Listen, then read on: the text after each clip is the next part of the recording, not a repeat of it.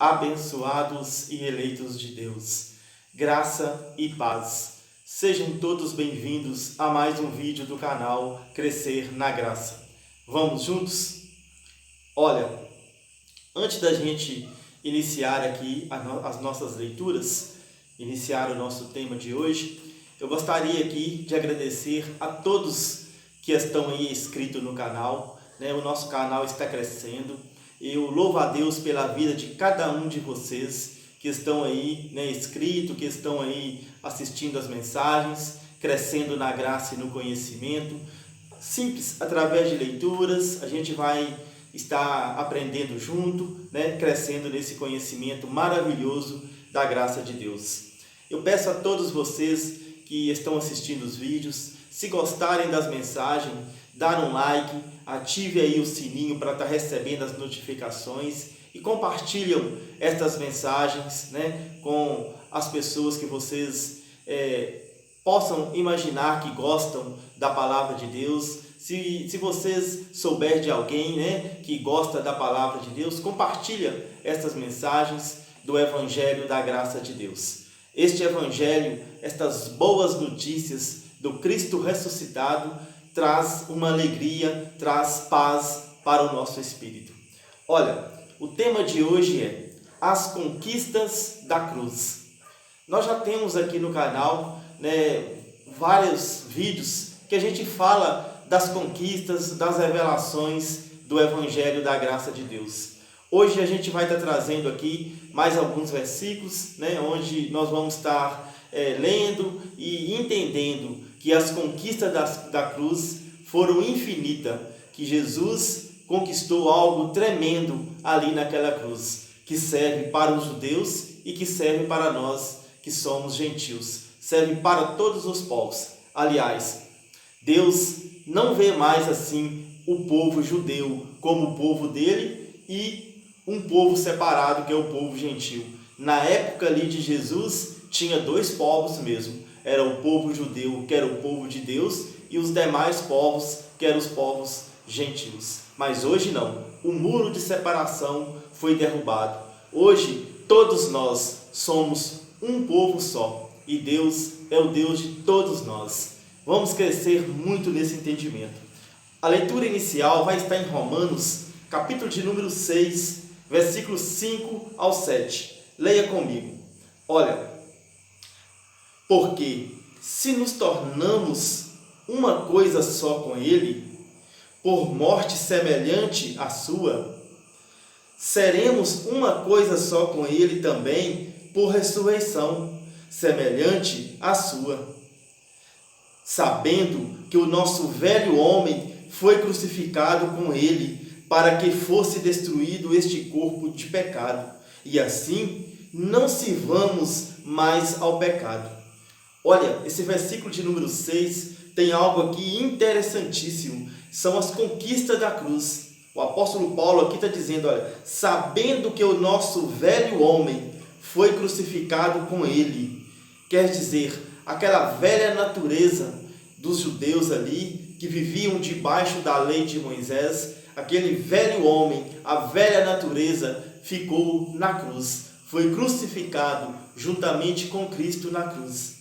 E Paulo continua dizendo assim, olha, com efeito, quem morreu ficou livre do pecado.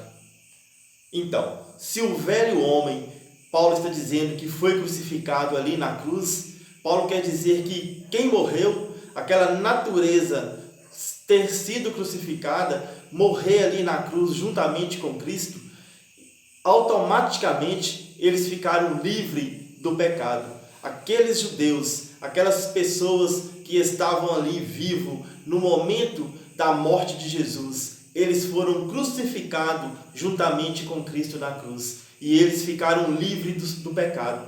Nós vamos entender isto, né, essa questão do pecado, nós vamos estar crescendo muito nesse entendimento. Nós vamos saber o que é pecado que Paulo está dizendo aqui, o que é pecado que a Bíblia está falando. Nós vamos entender. Por isso que eu digo, as conquistas da cruz, elas são infinitas, né? Então eles passaram aqui por um processo. Eles foram crucificados. O velho homem ficou na cruz. O velho homem de quem? O velho homem dos judeus que viviam debaixo da lei. Nós vamos entender tudo isso na sequência dos nossos temas aqui no canal. E também a gente vai ler também em Efésios, no capítulo de número 2, no versículo de número 12, a gente vai até o versículo 18. Hoje é uma leitura onde a gente vai estar trazendo aqui algumas das conquistas, como eu já disse, algumas das conquistas da cruz, para que nós possamos entrar num assunto, num estudo muito interessante. Em breve nós vamos estar estreando um novo quadro aqui no canal, onde a gente vai estar tratando de um assunto muito interessante. É um assunto sempre atual, porque é um assunto que todos acabam, de certa forma, falando nele. Nós vamos trazer em breve aqui um assunto tremendo, um quadro, que na verdade a gente vai estar estreando aqui no canal, onde a gente vai estar abordando vários e vários versículos em torno de um assunto que vai trazer para a gente uma paz, uma alegria no Espírito. Olha, aqui em Efésios, no capítulo de número 2, vamos ler, olha, Efésios, capítulo de número 2, no versículo de número 12 ao 18. Leia comigo, olha. Lembrai-vos de que naquele tempo estáveis sem Cristo, excluídos da cidadania em Israel e estranhos à aliança da promessa, sem esperança e sem Deus no mundo. O que é que Paulo está falando aqui? É tudo muito importante. A gente ler a Bíblia, a gente tem que procurar entender algumas coisas que é de grande importância. É bom a gente considerar o autor, quem que está escrevendo, o destinatário, do livro, da carta, para quem que está sendo escrito, não é isso?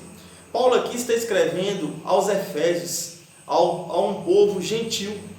Paulo então está levando aqui o evangelho da graça de Deus, as boas novas da graça, as conquistas da cruz para os Efésios. Paulo então está dizendo para eles que eles estavam separados de Cristo, eles estavam excluídos da cidadania em Israel e estranhos às alianças da promessa, sem esperança e sem Deus no mundo, porque era assim que os gentios daquela época viviam. Eles não tinham direito de participar de nada da aliança que Deus tinha feito no Monte Sinai com o povo judeu. Nada. Eles não tinham direito. Para um gentio participar lá no Templo de Salomão, para participar da aliança, porque participar da aliança é estar junto com eles, participando, por exemplo, fazendo sacrifício de animais por perdão de pecado, não é isso? Levando dízimos lá para o templo, não é isso?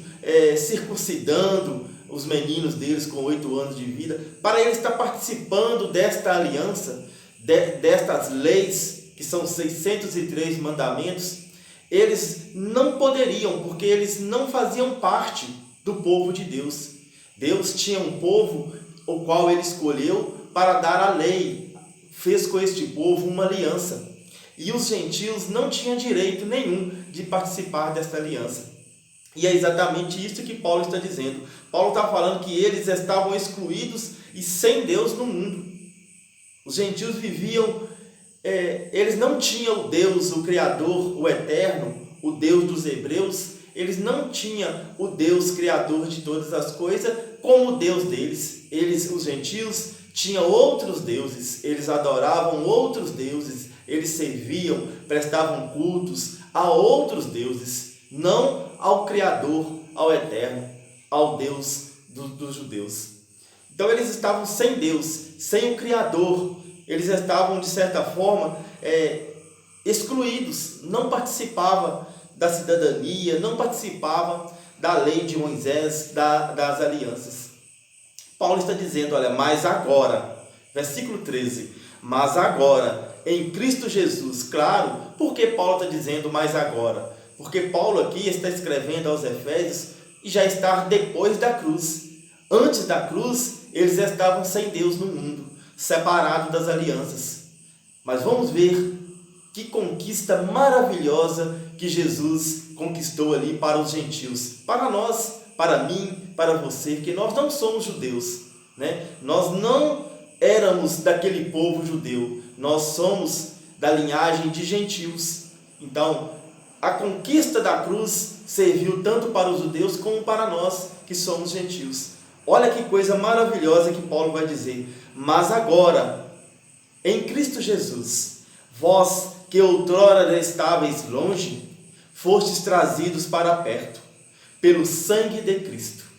Olha, os gentios não tinham direito de participar da aliança, nem da primeira nem da segunda aliança, não tinham direito na promessa, mas pelo sangue de Cristo, eles passaram então a ter direito de participar desta aliança, da nova aliança, da aliança da graça de Deus. Pelo sangue de Cristo, o sangue de Cristo atraiu os gentios para unir-se ao povo judeu e tornando assim um só povo. É maravilhosa essa conquista. Paulo continua dizendo aqui para a gente, né? Isso são revelações que Paulo trouxe do terceiro céu, são as conquistas que Jesus conquistou na cruz. Paulo então diz, olha, Ele é a nossa paz. De ambos os povos fez um só, tendo derrubado o muro de separação e suprimindo em sua carne a inimizade. Então havia um muro de separação que separava o povo gentil do povo judeus. Até mesmo no templo de Salomão tinha uma parede onde os gentios tinham que ficar só na área externa do pátio.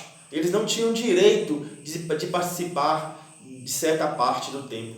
Então eles estavam separados. E na cruz, Jesus então, de forma espiritual, estava derrubando aquela parede, aquele muro, onde às vezes judeu não falava com o samaritano, não é isso? Os judeus não poderiam comer na casa de gentio. Então tudo isto para Cristo, para Deus, teve um fim ali na cruz. O muro de separação foi derrubado.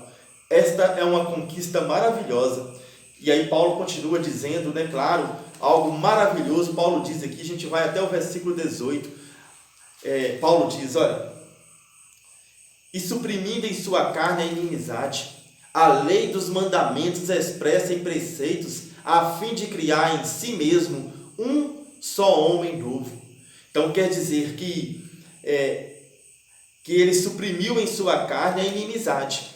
O que é que causava a inimizade? A lei dos mandamentos expressa em preceitos, a fim de criar em si mesmo um só homem novo. Porque aquela lei de mandamentos, 613 mandamentos de preceitos que estavam escritos naquela lei, isto fazia com que o povo gentil estivesse separado do povo de Deus, estava separado da aliança, porque eles não poderiam participar, não poderiam praticar esta lei, porque esta lei não foi dada ao povo gentil, esta lei foi dada ao povo judeu. Por isso que aqui Paulo está trazendo essa revelação, dizendo que o muro que separava os gentios do judeu foi derrubado. Paulo continua dizendo, olha, estabelecendo a paz, de reconciliar a ambos com Deus, em um só corpo, por meio da cruz, na qual ele matou a inimizade. Assim, ele veio e anunciou a paz a vós que estáveis longe, e a paz aos que estavam perto. Pois por meio dele, nós judeus e gentios,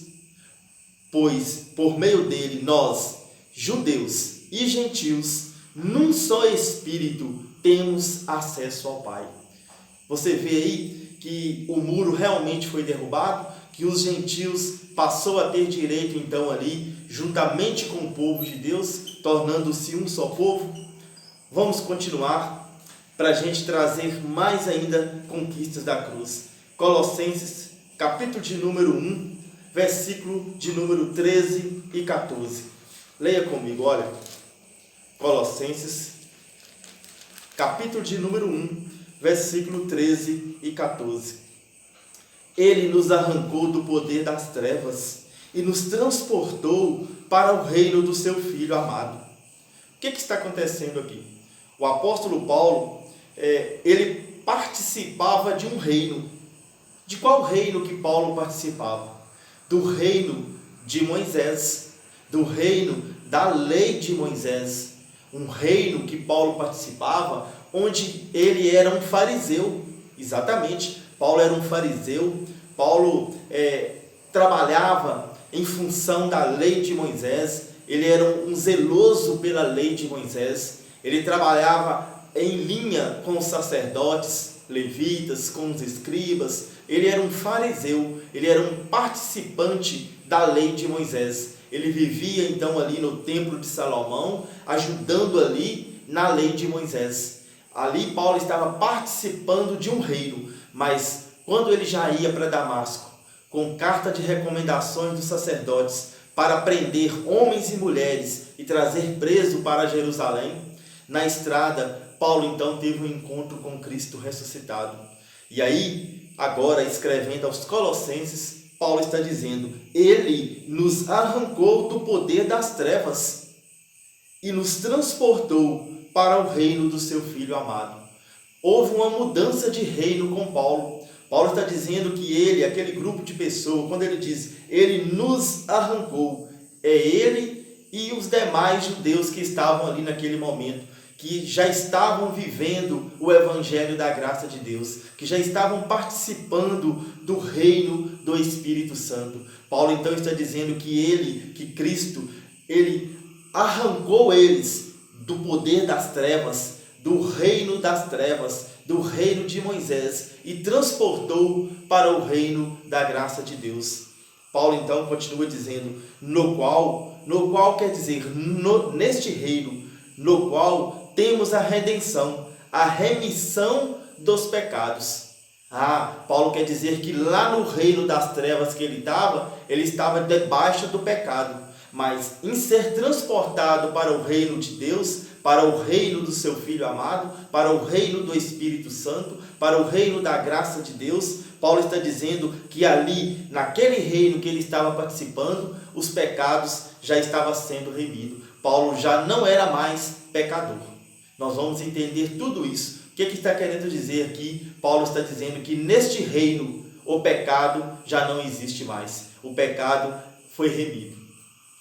Vamos, para a gente estar caminhando aí para finalizar o nosso tema, vamos em Gálatas, capítulo de número 3, versículo 13 e 14. Hoje são só mesmo as conquistas que a gente está trazendo, algumas leituras para estar trazendo essas conquistas maravilhosas de Cristo.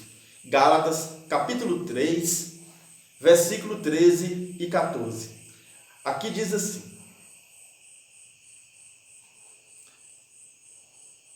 Cristo nos resgatou da maldição da lei, tornando-se maldição por nós, porque está escrito, maldito todo aquele que é suspenso no madeiro, a fim de que as bênçãos de Abraão em Cristo Jesus se estendam aos gentios, e para que pela fé recebamos o Espírito prometido.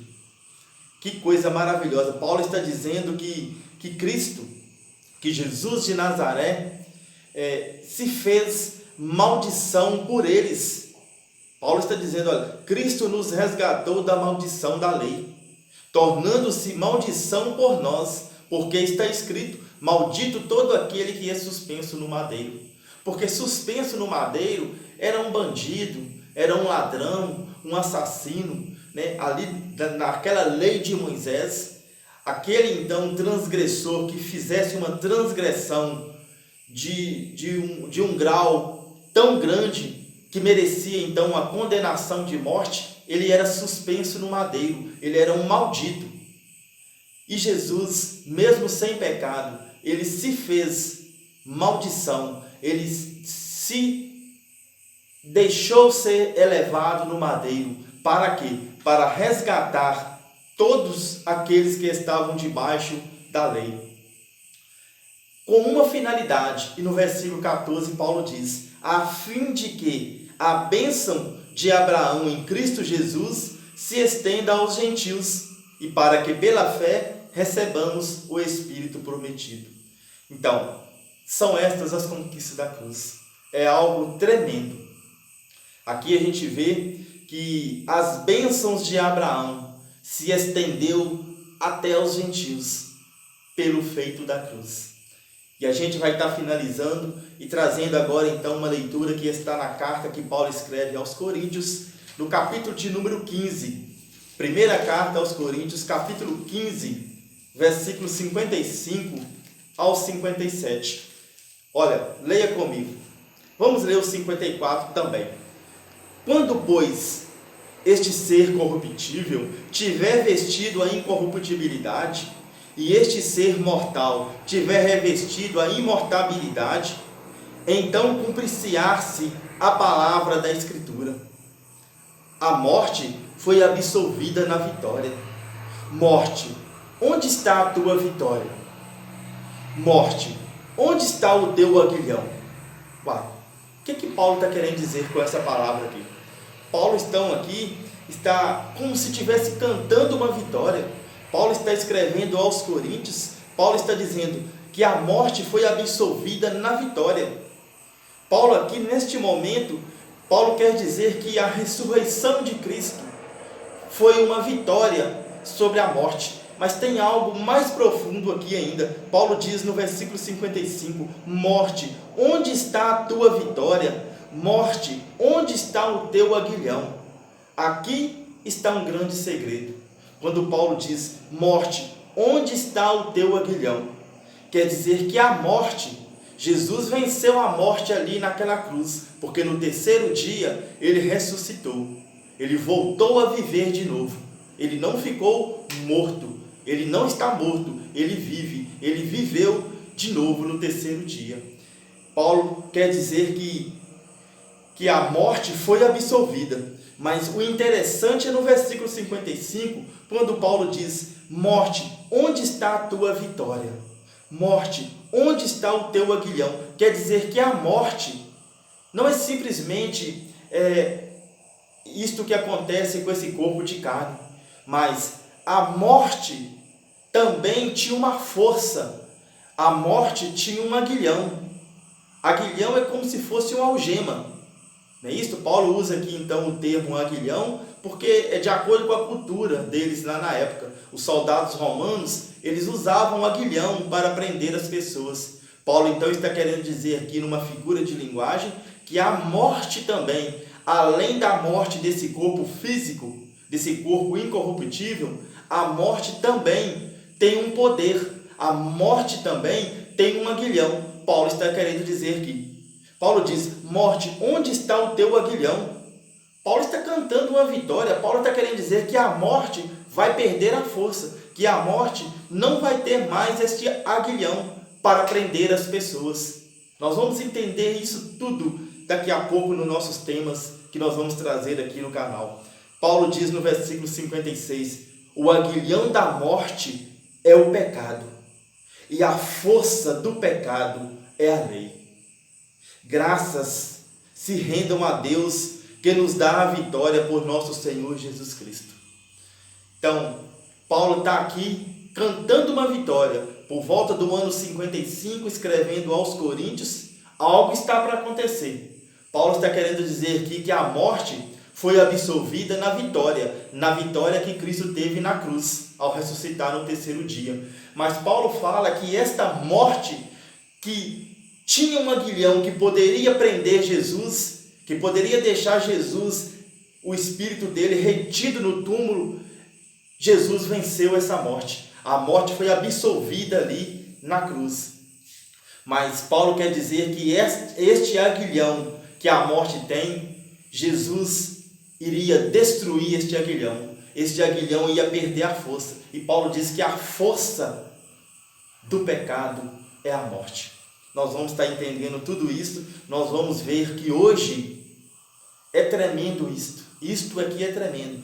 Nós vamos entender aqui neste canal que esta força que a morte tinha, que este aguilhão que a morte tinha, de prender os filhos de Deus, de prender os espíritos no túmulo, Cristo destruiu esta morte. Cristo destruiu este aguilhão. Ele espedaçou este aguilhão. Nós vamos entender isto em breve. Isto aqui que eu estou trazendo agora no final desse tema é justamente para aguçar a nossa curiosidade. Nós precisamos entender o que Paulo está querendo dizer aqui com este aguilhão. e querendo dizer que este aguilhão, Cristo iria vencer ele. Nós vamos ver que hoje já não existe mais esse aguilhão. A morte não tem este poder mais de prender os filhos de Deus. Mas para nós entendermos isto, nós precisamos então estrear aqui neste canal um novo quadro, que é um quadro que vai tratar de coisas profundas, que vai tratar de coisas tremendas, que vai trazer para a gente luz para o nosso entendimento. Nós vamos entender que a morte não tem mais o poder de prender os filhos de Deus. Um grande abraço a todos vocês. Vamos encerrar o nosso tema. Nós voltaremos em breve com mais uma mensagem do Evangelho da Graça de Deus. Um grande abraço, graça e paz.